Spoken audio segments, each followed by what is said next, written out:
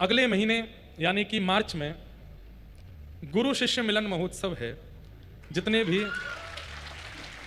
भी वैष्णवों ने गुरु दीक्षा ली है मिल नहीं पाते हैं सबसे, इसलिए 3 दिन का एक गुरु मिलन महोत्सव किया है, गुरु शिष्य मिलन महोत्सव। और ये 3 दिन का महोत्सव श्री गोविंद देव जी की नगरी जयपुर में होगा। इस उत्सव में सबको आने की अनुमति नहीं है, केवल रामानुज दास और रामानुज दासी ही वहां आएंगे। उसमें हमारी परंपरा के विषय में चर्चा, श्री रामानुजाचार्य जी का चरित्र, हमारे आलवारों का चरित्र, हमारी परंपरा की जितनी भी गाथाएं हैं और परंपरा के अनुसार कौन कौन से उत्सवों में कैसे कैसे क्रम करने चाहिए, उन सब पर चर्चा होगी। तिलक स्वरूप कैसे धारण करना है, किन किन नियमों का गृहस्थ और सहज रूप से पालन हो सकता है, उन सब पर चर्चा होगी।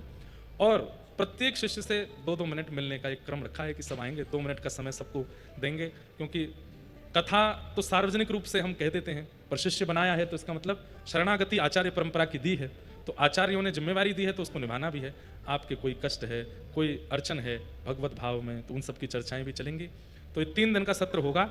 संभवतः 12, 13, 14 मार्च को ये सत्र रहेगा। और इसकी विशेष मतलब स्थान कौन सा है, कैसे क्या है, वो सब हम आपको और 1-2 दिन में बता देंगे।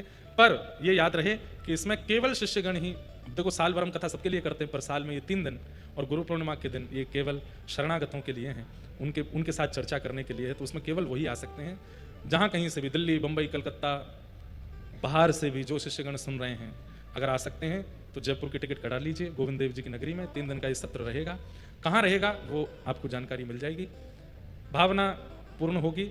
3 दिन होली के बाद और 3 दिन दिवाली के बाद हर वर्ष शिष्यों के संग गुरु शिष्य मिलन महोत्सव हुआ करेगा हर वर्ष। ये 6 दिन का सत्र हर वर्ष होगा। उसी बीच में दीक्षा का क्रम भी होगा, तो जिनकी दीक्षा की अभिलाषा है उनका क्रम भी बनेगा, वो सब भी जानकारी आपको मिल जाएगी। कैसे सत्र रहेगा उसकी पूरी जानकारी हम देंगे। अब लाला को नामकरण है गयो। अब